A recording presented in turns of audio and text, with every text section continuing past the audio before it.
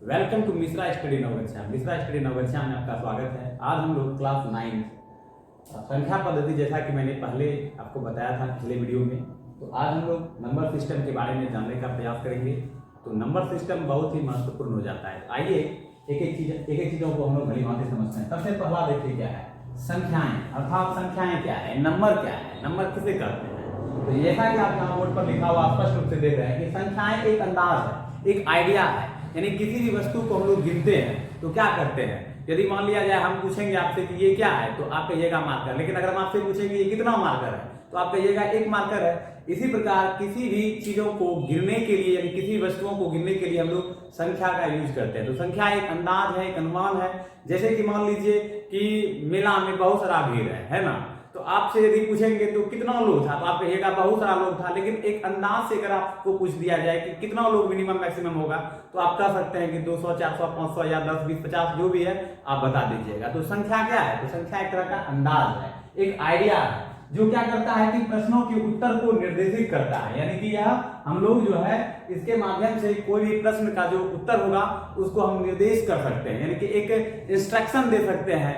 तो इसी चीज को हम लोग संख्या कहेंगे। तो समझे आप लोगों को मैंने बताया कि जो है नंबर क्या होता है।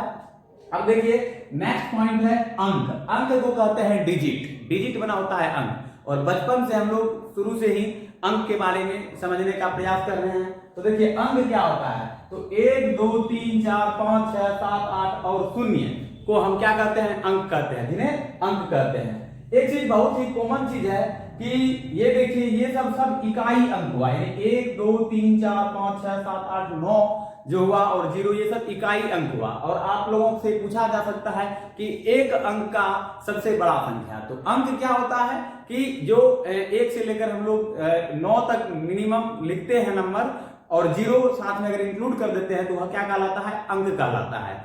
तो आप लोग फोन वगैरह सब चलाए होंगे, तो फोन में देखे होंगे कि 1 से लेकर 9 तक रहता है और उसके बाद 0 रहता है, और इसी से हम लोग बड़ा बड़ा नंबर लिख लेते हैं। तो मूल अगर आप देखें तो 1 से लेकर 9 तक अंक है, और उसमें अगर 0 को सम्मिलित कर दिया जाए तो अंक पूर्ण हो जाता है। इस प्रकार हम कह सकते हैं कि 1 से लेकर 9 तक और 0 को अगर सम्मिलित कर दिया जाए तो ये एक संख्याओं का सेट कहलाता है। उदाहरण के तौर पर यदि मान लीजिए कि हम बाजार जाते हैं, और बाजार जाने के क्रम में अगर मान लीजिए आप लोग 9th क्लास के स्टूडेंट हैं या 10th क्लास के स्टूडेंट हैं, तो आप यदि दुकानदार को कहिएगा कि मुझे जो है 9th क्लास का बुक दीजिए, तो आप कहिएगा सिंपल, हमको अगर 9th क्लास का मैथमेटिक्स बुक चाहिए तो आपको दुकानदार 9th क्लास का सिर्फ मैथमेटिक्स बुक निकाल कर देगा।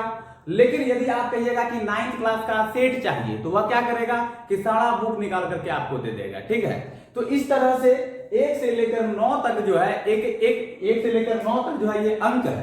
तो अगर आप कहिएगा 1, तो 1 इकाई अंक है। इसी प्रकार 2, 3, 4, 5 ये सब जितना भी चीज है सब इकाई अंक है।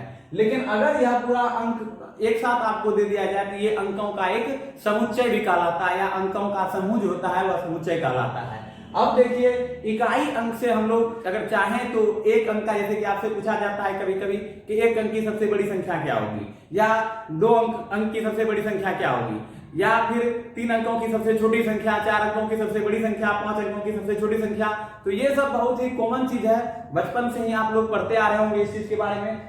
तो यदि आपसे पूछे कि एक अंक की सबसे बड़ी संख्या क्या होगी, तो आप सिंपल आप कह देते हैं कि 9। ठीक है, 9 जो है एक अंक की सबसे बड़ी संख्या है। और सबसे छोटी संख्या यदि आपसे पूछे एक अंक की क्या होगा, तो 0 होगा। तो 0 क्या होता है, देखिए 0 क्या है, असार्थक अंक है। यानी कि 0 जो है असार्थक अंक है, यानी इसको हम कह सकते हैं इनसिग्निफिकेंट, यानी इनसिग्निफिकेंट अंक कह सकते हैं इसको। और जबकि हम लोग अगर 1, 2, 3, 4, 5, 6 ये सब अगर बात करते हैं तो ये हमारा कहलाता है सार्थक अंक कहलाता है। ठीक है, तो यदि मान लीजिए किसी के पास कोई रुपया नहीं है, यदि एग्जांपल के तौर पर यदि मान लीजिए किसी को 2 रुपया 4 रुपया आपने दिया, ठीक है, और किसी को 2 रुपया 4 रुपया वह खर्च कर दिया किसी चीज में, यदि आप उससे पूछिएगा कि आपके पास कितना है, तो सिंपल लोग कह देता है कि कुछ नहीं। लेकिन ये भी कह सकता है कि मेरे पास 0 रुपया बचा। तो 0 का मतलब ही होता है कि जो है उसके पास कुछ नहीं बचा है, इसलिए 0 को असार्थक अंक कहा जाता है।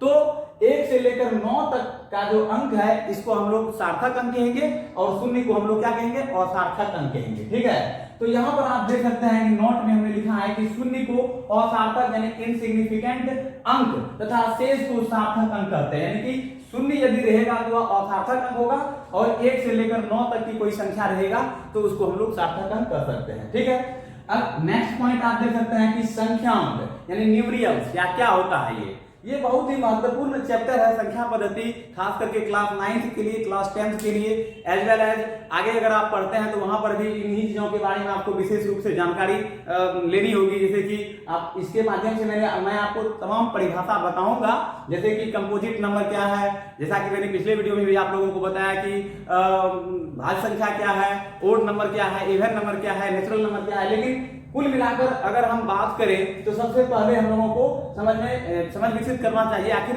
संख्या का दैनिक जीवन में उपयोग क्या है।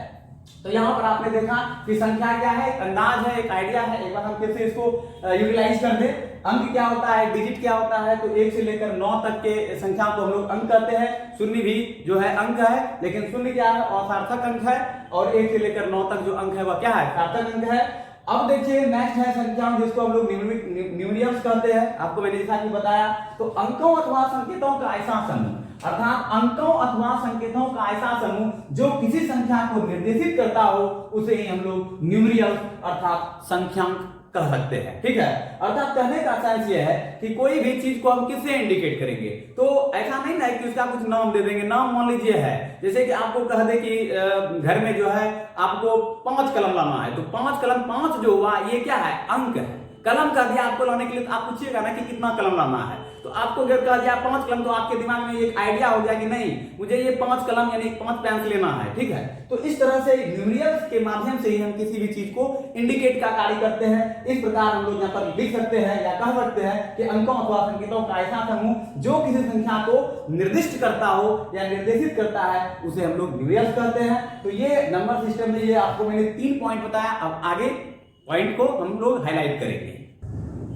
तो अब हम लोग आगे बढ़ते हैं। देखिए प्राकृतिक संख्या क्या होता है। प्राकृतिक संख्या को इंग्लिश में कहते हैं नेचुरल नंबर। ये तो सबों को पता होगा कि नेचुरल नंबर क्या होता है, लेकिन चूंकि संख्या पद्धति में ये चीज पहला जो मेन पॉइंट है प्राकृतिक संख्या, अक्सर लोग जो है कई सारे ऐसे बच्चे होते हैं प्राकृतिक संख्या कहते हैं क्लास 9 के लिए, लेकिन होता क्या है प्राकृतिक संख्या। तो प्राकृतिक संख्या को कहते हैं नेचुरल नंबर। तो क्या होता है नेचुरल नंबर, तो गिनती की सभी संख्याएं, यानी कि अगर हम लोग जो काउंटिंग करते हैं, counting number is called natural number. तो नेचुरल नंबर किसे कहा जाता है, गिनती की सभी संख्याओं को ही हम लोग प्राकृतिक संख्या कहते हैं, और इसे n से सूचित किया जाता है। जहां भी आप देखे होंगे कि n बराबर लिख देता है 1 2 3 4 या कुछ भी इस तरह से, अगर n बराबर दिया हो तो आप ये समझिए कि n जो है सिंबल है नेचुरल नंबर का, इसलिए इसको n से इंडिकेट किया जाता है। क्लास 9th में जब आप बनाते हैं कुछ सवाल, तो बगल में जो है कुछ क्राइटेरिया दिया जाता है। जैसे कि मान लीजिए आप इंटर में पढ़ रहे हैं, तो वहां पर भी कुछ इस तरह का क्राइटेरिया दिया जाता है, जैसे x does not equal to 0, n बराबर जो है 0 1 2 3 4 रखिए। तो ये चीज आपको समझना होगा कि आखिर n क्या होता है। तो n that means natural number, और नेचुरल नंबर कहते हैं हम लोग गिनती की सभी संख्याओं को नेचुरल नंबर कहा जाता है। तो यहाँ पर आप जैसे देख सकते हैं कि n बराबर 1 2 3 4 5 जो है ये हमारा क्या कहलाएगा, नेचुरल नंबर कहलाएगा, और अनंत तक जितना दूर तक आप काउंटिंग कीजिएगा सभी का सभी क्या कहलाएगा, प्राकृतिक संख्या कहलाएगा। ठीक है, तो प्रथम प्राकृतिक संख्या अगर देखा जाए तो प्राकृतिक संख्या 1 है। सबसे बड़ी प्राकृतिक संख्या जो है इन्फिनिटिव है, यानी इन्फिनिटिव अनंत जिसको कहेंगे उसको सबसे बड़ी प्राकृतिक संख्या कहेंगे, और सबसे जो है छोटी यदि कहा जाए, प्रथम कहा जाए, जिसे हम कह सकते हैं, तो हमारा 1 होगा। ठीक है, अब देखिए नेक्स्ट पॉइंट है पूर्ण संख्या। पूर्ण संख्या को कहा जाता है होल नंबर, यानी कि WHOLE whole number. Whole number क्या होता है, देखिए तो बिना देखिए प्राकृतिक संख्या तो हमारा 1 से लेकर अनंत तक हो गया, यहाँ पर जैसा कि बताया गया है, लेकिन अगर शून्य उसमें सम्मिलित होगा, यानी प्राकृतिक संख्या में यदि शून्य सम्मिलित होगा तो अभी हमारा वह होल नंबर कहलाएगा। तो इस प्रकार हम कह सकते हैं कि शून्य के साथ सभी प्राकृतिक संख्याओं के समुच्चय को हम लोग पूर्ण संख्या कहते हैं। समुच्चय आप लोग समझें कि समुच्चय क्या होता है, समुच्चय को हम लोग सेट कहते हैं। अब समझ लीजिए इसे सिंपल भाषा में, जैसे मान लीजिए कि आपको अगर कह दे कि एक जो है किताब लेना है आपको एक सेट किसी भी क्लास का, तो एक सेट का मतलब हुआ कि पूरा पूरा उस क्लास का जो भी किताब चलता है वो सारा किताब आपको उपलब्ध मतलब जो है ले करना होगा किसी भी बुक शॉप के द्वारा। ठीक है, यानी बुक शॉप से आपको वो चीज खरीदना होगा। तो अगर आप पूरा कहेंगे जाकर, जैसे मान लीजिए कि आप जाते हैं किताब की दुकान में, और किताब की दुकान में आप कहते हैं हमको एक सेट बुक चाहिए क्लास 8 का, तो आपको दुकानदार जो है एक सेट किताब देगा क्लास 8 का, ना कि एक किताब देगा। तो अगर वही सेट जो होता है उसी को हम लोग समुच्चय कहते हैं। तो इस तरह से हम कह सकते हैं कि W इक्वल टू, यानी W से इसे इंडिकेट किया जाता है पूर्ण संख्या को, और प्राकृत संख्या में यानी कि 1 2 3 4 dot dot dot dot infinite तक जो आप देख रहे हैं यहाँ पर, इसमें अगर शून्य को सम्मिलित कर देते हैं तो ये हमारा कहलाता है होल नंबर अर्थात पूर्ण संख्या। तो शून्य जो है केवल पूर्ण संख्या है, प्राकृत संख्या नहीं है, याद रखिएगा। अगर आपसे पूछ दे कि शून्य क्या है तो शून्य एक पूर्ण संख्या है, ना कि एक नेचुरल नंबर है, ठीक है। तो इस तरह से आपने समझा कि पूर्ण संख्या किसे कहते हैं। नेक्स्ट पॉइंट है पूर्णांक। पूर्णांक को हम लोग कहते हैं इंटीजर, इंग्लिश में इसको कहा जाता है इंटीजर। तो इंटीजर क्या होता है कि धनात्मक तथा ऋणात्मक संख्या, यानी कि दो तरह का संख्या होता है। आप लोग ऋण संख्या पढ़ते हैं और धन संख्या पढ़ते हैं। धन माना हो गया कि प्लस, ठीक है। आपके पास जैसे कहते हैं किसी के पास वह धनी है, इसके पास उसके इसका मतलब है कि उसके पास पैसा ढेर है। और कोई जो है ऋण लेकर बैठा है, इसका मतलब वह कर्ज से दबा हुआ है। तो धनात्मक का मतलब हुआ प्लस चार्ज, प्लस मतलब प्लस चीज होना चाहिए, और ऋणात्मक का मतलब हुआ नेगेटिव, यानी कि पॉजिटिव और नेगेटिव। तो पॉजिटिव होगा तो धन होगा और नेगेटिव होगा तो क्या होगा, ऋणात्मक होगा। तो इस चीज को आपने समझा कि धनात्मक तथा ऋणात्मक संख्याओं के संग्रह को, यानी कि धनात्मक और ऋणात्मक दो तरह का संख्या जब आपस में कॉम्बाइन होगा, जुड़ेगा, ऐसी ही संख्या को हम लोग पूर्णांक कहेंगे, ठीक है। और इसे हम लोग I अथवा Z से सूचित करते हैं। तो आपने समझा कि नेचुरल नंबर को N से इंडिकेट किया जाता है, होल नंबर को W से इंडिकेट किया जाता है, और इंटीजर्स को जो है I अथवा Z से सूचित किया जाता है। ये जो आप देख रहे हैं I से हो गया इंटीजर, लेकिन Z जो है ये एक लैटिन मतलब जो है शब्द है, ठीक है। तो इसलिए जो है कहीं कहीं Z बराबर दे देगा आपको, तो आपको वहां पर माइंड लगाना होगा कि Z आखिर है क्या। तो Z दैट मींस इंटीजर्स, ठीक है। तो Z या I बराबर हम लिख सकते हैं dot dot dot -3 -2 -1 0 1 2 3 dot dot dot infinite तक अगर चलेगा इस तरह का। तो इस तरह के धनात्मक और ऋणात्मक संख्याओं का जो संग्रह होगा उसको हम लोग पूर्णांक कह सकते हैं। तो चलिए हम लोग अब अगले वीडियो में और चीजों को देखते हैं।